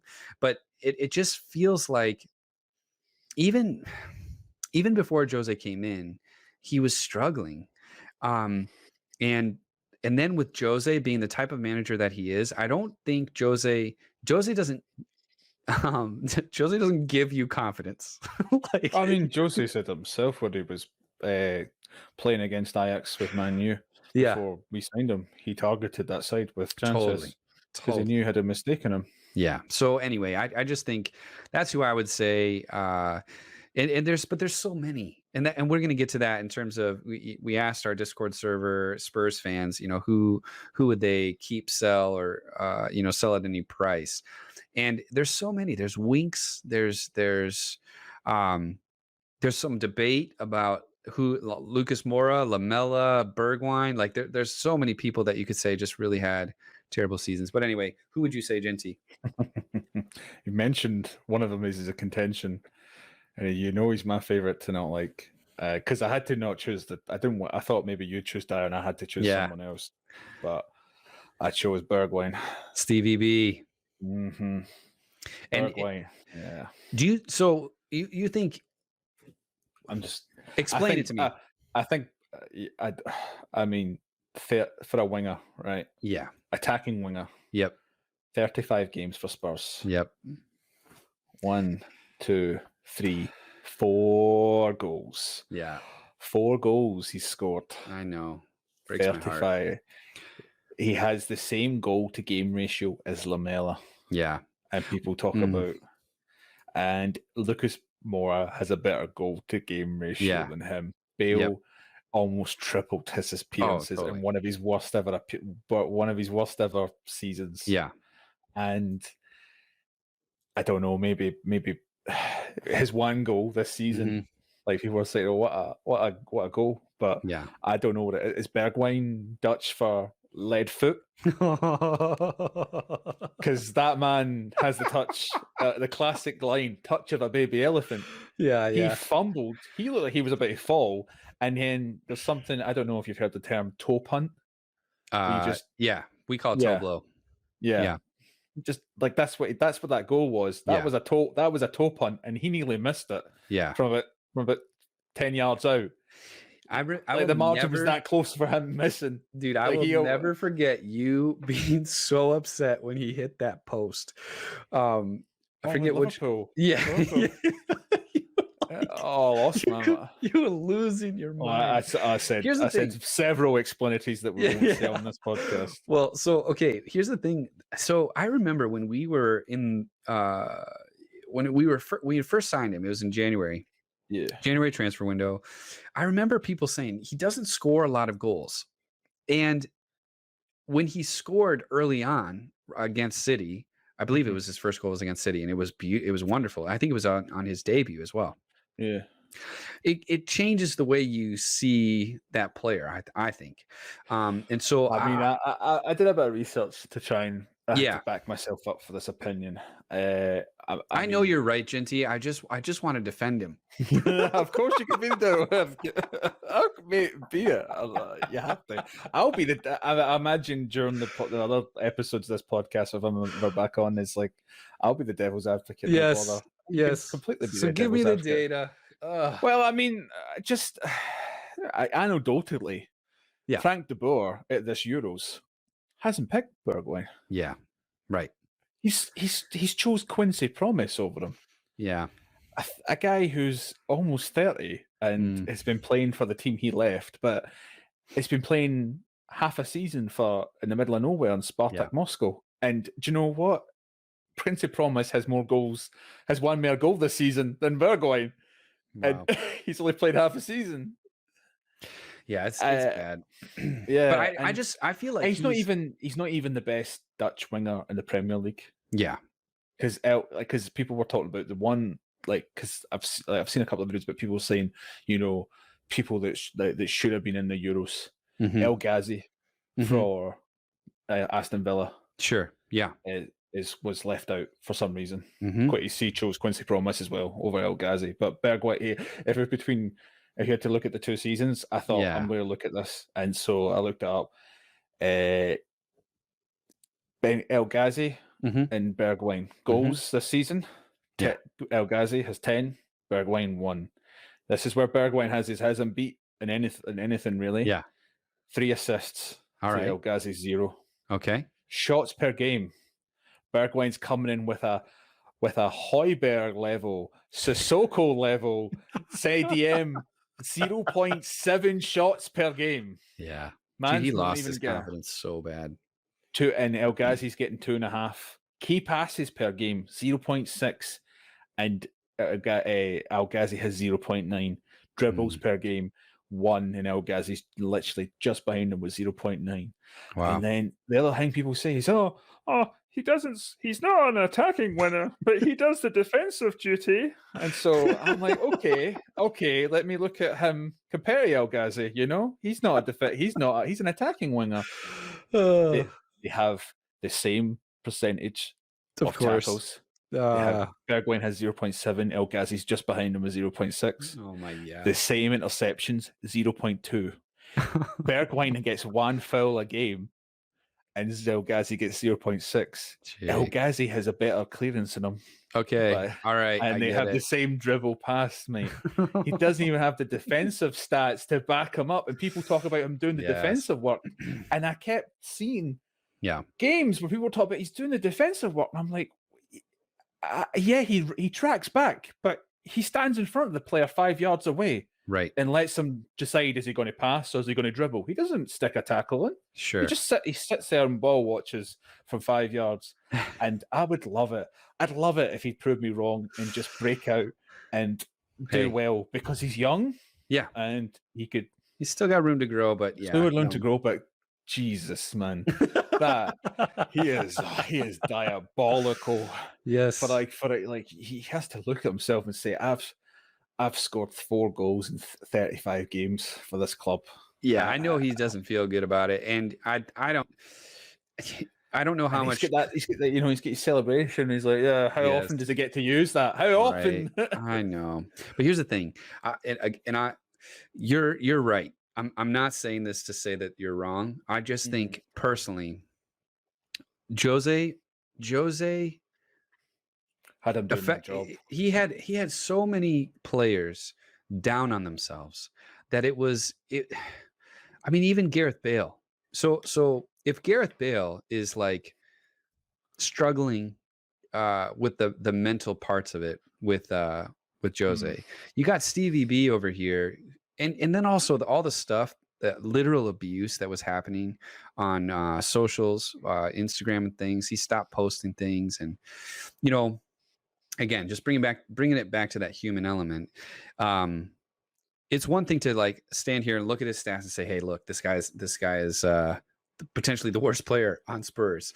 It's another thing to like go at him on Instagram and just do what some of the people did. I just don't understand that.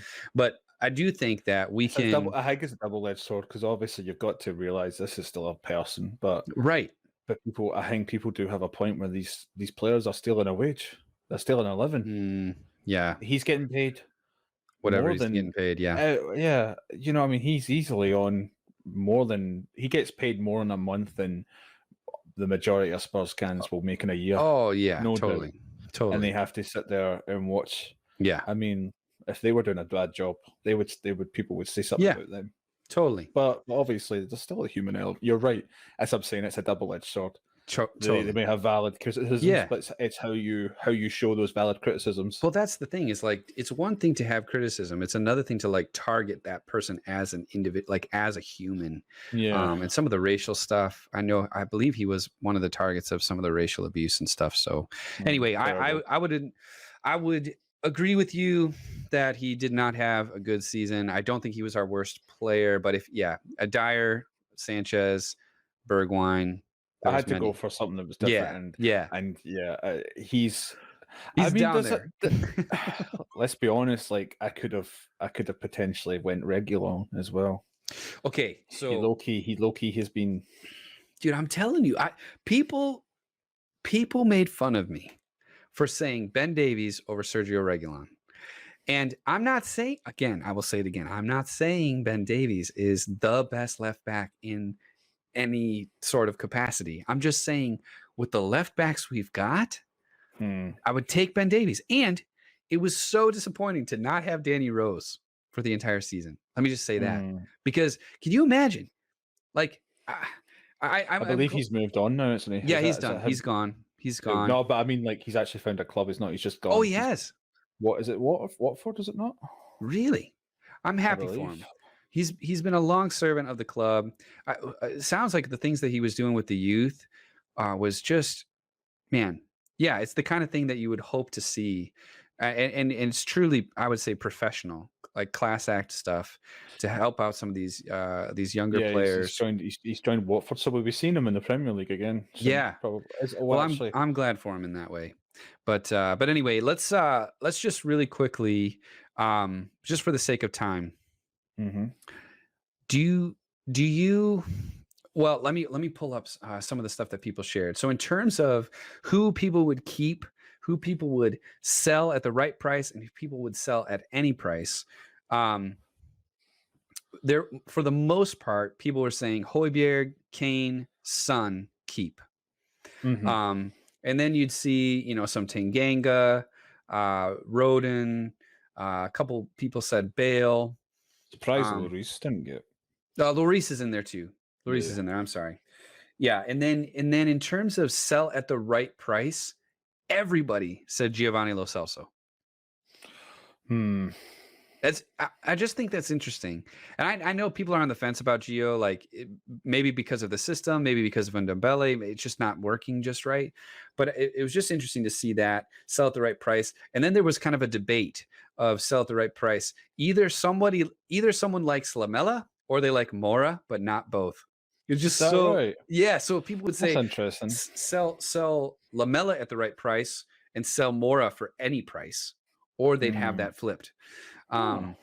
And so yeah, so that was just really interesting to kind of see from some fans. And then honestly, it's interesting too to see like how people rate, like you're saying, Sergio Reguilon. Some people feel like, because of the first half of the year, I would say, where he really did come in and show his pace and show some flair. Oh, it was great. One of the best left backs in the league at that time. Yeah. So some people kept that, I think, going across for their rating, but you can't deny the guy was poor towards the end of the season, and I felt like he just lost his way somehow. Like he just like mentally was not in. He was not in the right frame of mind. 100%. So anyway, so thank you all for sending some of that stuff in. There were some really interesting ones. For example, someone said to keep Aurier. That's interesting. Yeah. Yeah, and also keep Mora, and then some that were Do you know? I've got quite a hot take for you yes. of someone that I would give another chance to. Uh-oh. McDoherty. What? Seriously. Wait. Seriously. I'd give him another chance because of what he said about Mourinho. He's the only player that's came out and said that That's true. the team is that are Team let him down. The team are responsible, and maybe Paulo Fonseca at the time recording, is looking like the most. Most likely. And he loves wingbacks, so maybe he'll go back to his original role.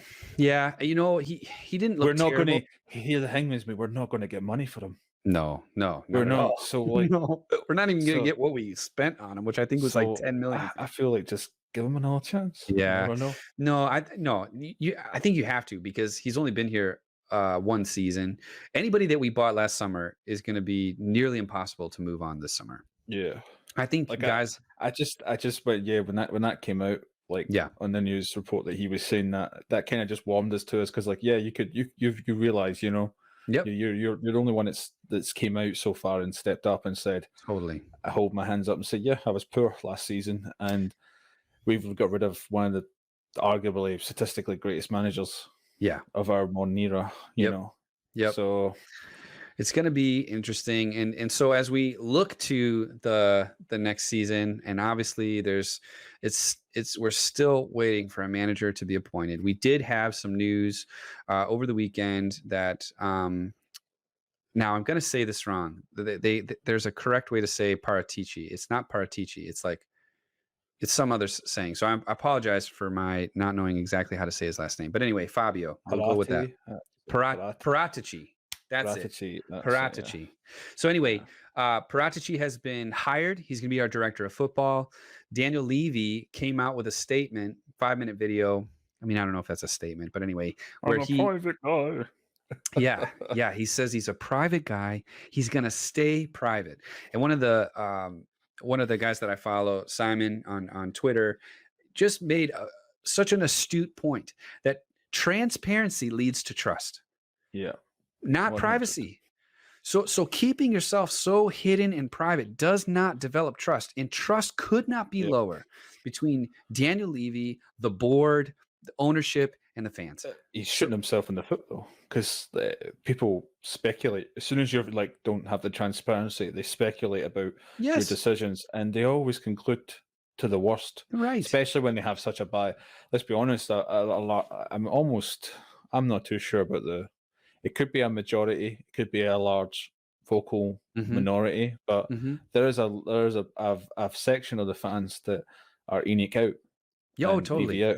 And if they're looking at you as the worst thing ever in their club, and you're making decisions like, for example, sacking Josie, Yeah. 6 days before the cup, Mm-hmm. and you don't tell them any reason. He could have had a legit reason where he was like, the I had several players saying they're not going to play for him, Right. and they were going to boycott the cup final or something like that. Like he completely lost the dressing room or whatnot. But if you sack him and don't say anything, people just immediately start assuming. Like, I mean, I think the prevailing theory is that they didn't want to give him money because they knew they were going to get rid of him. But if he won that cup, then he would have got money from a service package, and it would be way harder to fire him because he's won you your first trophy in 13 years. So not coming out and saying it's just made him look even worse. And it's just if he wants to keep being private, then he just has to.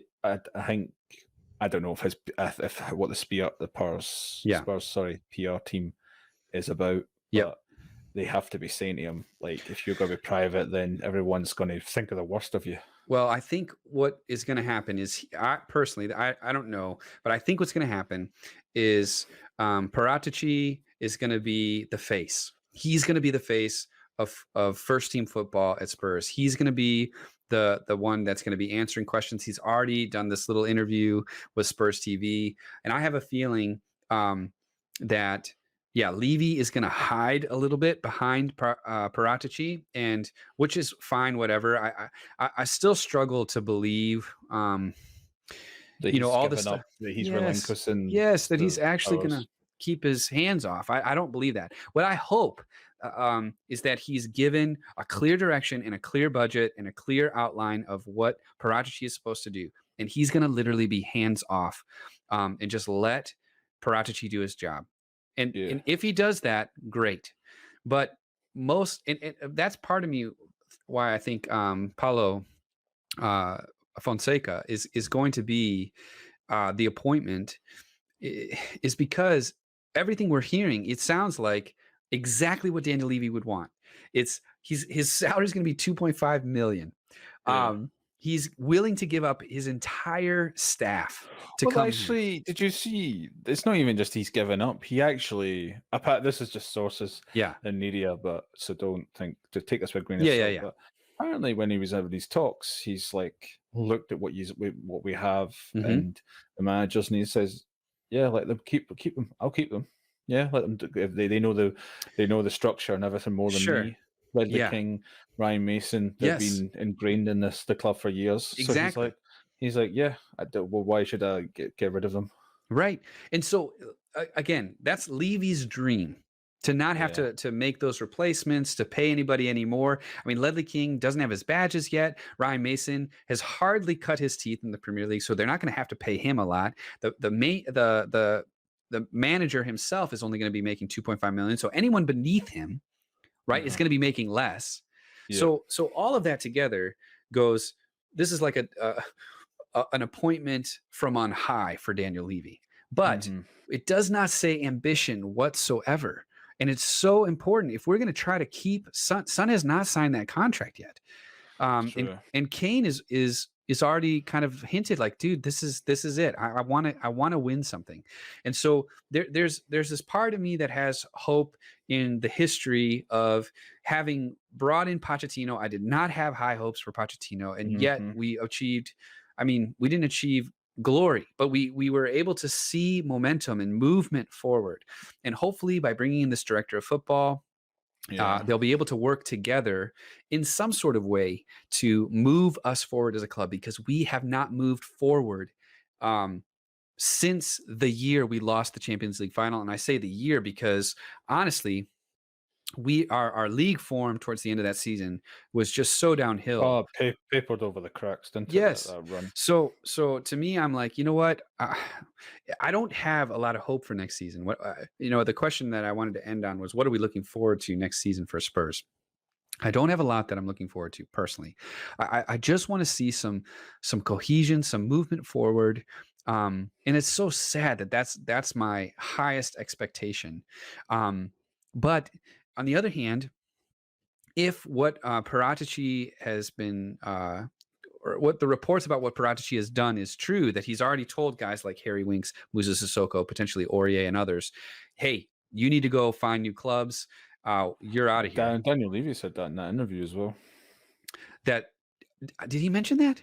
He actually mentioned that. Yeah, so Maybe I players missed. players have been told you can go look elsewhere. I'm He pretty sure. he probably did say that, but I was just like so focused on what Oh, everything the else he absolute was just bombard of crap coming out of his mouth elsewhere. Well, and Yeah. just being like, it's so, it just feels petty. You are the owner of a club worth 10th richest club in the world. Hmm.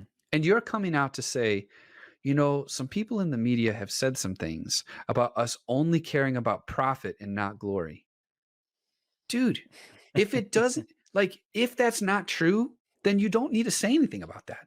Like, you just keep moving forward. Do you know what I mean? Like, Yeah. I feel like it just felt so of all the times to come out and have a statement, and this was something that was said last night on the Rants podcast when we were talking. Why didn't you come out after the Super League? Why don't you say something then? Why didn't you come out after you fired Jose and say something then? Why are you waiting until the eve of the Euros to say something to your fan base? Why are you waiting until after season ticket renewals? Like, Yeah. it just seems so slimy. Like, it's just like, Yeah. I want to believe the best about people in general. I know that's not always true about people, but I just feel like, especially with this club that we love so much and we follow and we support and all those different things, you're like singing in your heart, you're singing out loud with your voice. To have Daniel Levy at the helm, making the decisions that he's making, I just want to see us move forward next season, even in small ways. And I think part of that is going to be seeing how this manager kind of manages the team, what actually happens with this director of football. Will we actually see turnover of the dead wood? Will new players that, to quote Danny Rose, that we have to Google, like, just let's just be honest. Like, I get what he's saying. Did I like how he said it? Did I like that he said it to the Sun? Absolutely not. But I just think there is a reality to, like, I thought we were in like the top 10 richest clubs in the world. Why have I never heard of who you're planning to bring into our club? I don't know. It just, there's a sense in which we should, if we want to be part of that Super League group and Levy is trying to get us to sign up, then we should act like that. And I don't know. Anyway, so I'm sorry for ranting a little bit here. What did you get the final word? Is there anything you're looking forward to next season? Director of football, manager, on the pitch? It's a tough one, isn't it? The time, like we're looking at this from where we are right now, and there doesn't seem to be any. We don't have any direction right now. No. We don't have a manager. Exactly. If Paolo comes in, if he's finally confirmed, hopefully by the time this goes out that something has been confirmed. But then at least I'll go off the premise that he's confirmed. Mhm. I am looking for what I'd be looking for. My expectation would be to finally get rid of the dead wood, Mhm. bring in some of the players, bring in Mhm. maybe this is Skip, Yeah. Sesson Young, Yep. Bring them back. these lone players that are coming back in, Mhm. Get them actually playing, Mhm. get some of the youth playing, get Mhm. some of the players he wants in. I know he's got a couple of transfer targets, Yeah. and there's been talks about us signing a couple of young players, Lilian Thuram's boy, Marcus Mhm. Thuram, and Jacob Anderson as well. So Jakob Anderson, actually, sorry. Yeah, it might be. Yeah. So, yeah, and let him mold and create his football, and just take that year of just let him let's see what he can do. Because the same thing with I think the majority of Spurs fans at the time when Pochettino was signed, Yep. if they were like absolutely loving it and thinking this is the best thing since sliced bread, then the majority of them would be lying. Yeah. Right. Yep. I think Fabio and Levy are hoping lightning strikes twice. Right. But the fact is like when you look at it, I don't know if did you watch the it just obviously it popped into my recommended because I've like looked him up and I'm like, who's this man? Yeah. The Tifo Football Yes. did a video about explaining his tactics, and he looks like he plays the Tottenham DNA, Yeah. shall we say, Yep. football. And so, yeah, I mean, there's those videos of him, like his team's got like passing 20 odd times before getting the lovely tap in, you know. So if he can get that, and he said that the main problem he has with his attack, so defending, sorry. So like he said that, you know, Ledley King, I mean, but our defense was shocking last year. So yeah, and Ledley King was the helm of that. right. So what do And you think? he's playing out the back. That's part of his system. And it's like, dude, I don't like trust that. a three. Well, he has two main successful formations. There's a 4-2-3-1, and then a change in. But what he was playing was like a 3-4-3. Yeah, at Roma. But Roma were in a bad way. People were talking about, let's be clear, right? That we're you know, it's like that. It's that like, you know, analogy that's just ill-sighted. People were like, oh, we sacked Jose and we got replaced a guy that got sacked and now he's swapping. Yeah, you know? right. Yeah, he didn't get sacked. No, he didn't. Sacked. He left. They obviously they didn't. I don't know. I think it was more apparently that they have these big new owners in. They're trying to build their own stadium, but they want to stop sharing the stadium with Lazio. They've got big time new owners. So you take Jose Mourinho because that's a big time manager who's free, especially if you can't get Conte. I don't know if they couldn't get Conte or whatever. But so well, Conte was still managing Inter at the time. Yeah, they signed. Actually, true. Yeah, I forgot that. Yeah, they signed Jose's early on. So yeah, surprise they took him, and then we're now all of a sudden seeing him. But if Fabio sees what he sees in him, because obviously Conte's his number one, he can't get him. Yeah, but if this is his second option that he's going for, and he can see what these football analysis have seen about the way he plays, and he's, I mean, he did take Shakhtar Donetsk to a round of 16. Yeah, you know, it was a Ukrainian team, beat Man City. Yep, things like that. Won the double every year. Won their one. What's they called? Their double. No. The Portuguese team with Braga. Oh, won the cup with them before he left to go to Shakhtar Donetsk, and that was the first time they'd ever won it, or like the second time in their history they've ever won the cup. Yeah, and you know that was beating Porto and Sporting and Benfica. Yep. So and then he came into this Roma side that's struggling. That Roma side is needing a massive rebuild, just like we were. Totally. And also he was marred with injuries. You know, like their best player was injured for half the season. So the fact that people are saying, "Oh, look, we're seventh, and we were seventh, and we've got the same goals and stuff like that," I think it's just it's really just having broad strokes, over it. And this could all come to bite me in the back, and you know, but the signs are there that he has the potential to be a good manager. Yeah. So, no, I think he has. Well, from what I can see, I would imagine he has a lot of confidence. He has confidence in himself to say, "Hey, I will take whatever materials you give me, and I will be more successful than what Jose just did." That's basically what he's saying. I mean, he's saying you've got to have some confidence to walk in with a Zorro costume on. Seriously, interview. So I mean, it's gonna be interesting to say the least.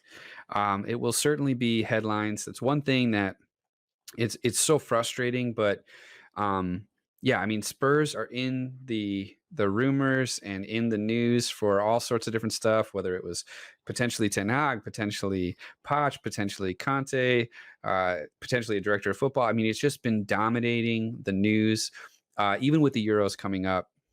I would say, what would you say you would take it then the next season if Fonseca's in, he gets rid of the dead. Let's just say perfect window. Okay. Sure. So he gets rid of the deadwood. Yep. he brings in some players that work in his system. Yep.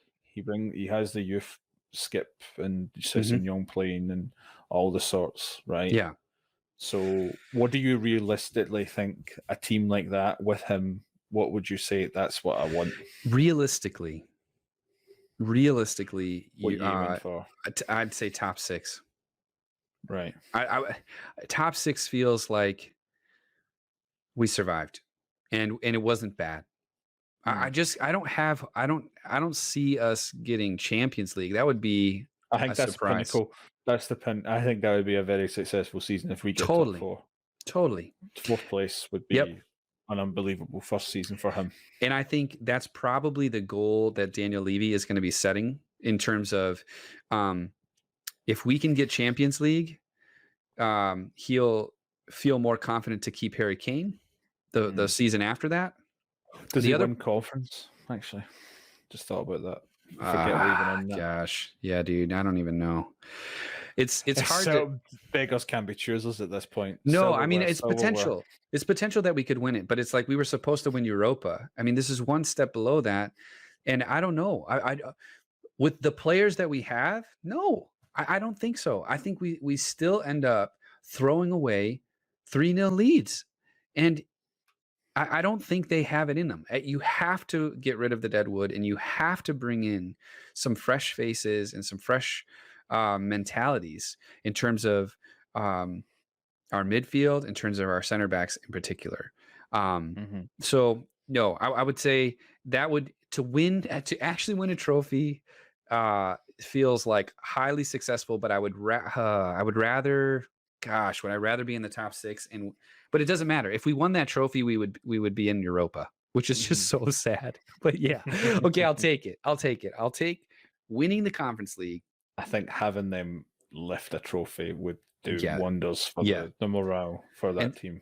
The other thing that's really interesting, and then I'm going to end it right here, is just to say that his contract is believed to be just as long as Mauricio Pochettino will potentially be at PSG. And I have no idea, but if you listen to that last sentence or last few sentences of the Levy interview, he says we have unfinished business. Yeah. I think that's a little Easter egg for him, trying to bring Poch back eventually. So at this point, I want Poch to do well, win his league, win everything he can over at PSG. I do want to have him back, but it was way too soon. He has to though. If he doesn't win there, it's bad news. So, all right, Jinty, this was awesome. Thank you so much for chatting, and we will obviously do this again. And if you are interested in joining our Discord server, please come and join us. There should be a link in the description. You can click on that, and there's all sorts of different text threads that you can get involved in for the various leagues. And we really do want this to be a football channel. So if you want to talk about the Euros, if you want to talk about your specific league, your favorite team, how you came to support them, get in there, start talking about it. And we would love to have you on the show, asking all sorts of questions. And as ever, it was great talking with you.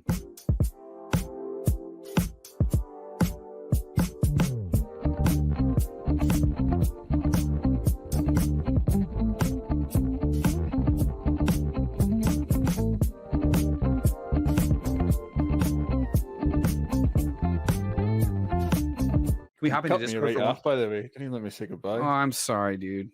You just went, all right, and I went, fuck it. I was like, cut away to you. I didn't even get to say it. One of our friends on the Discord server, his name is Younes, lives in Canada. He is a Spurs fan, but he's also an Atlético Madrid fan. Here's what he had to say.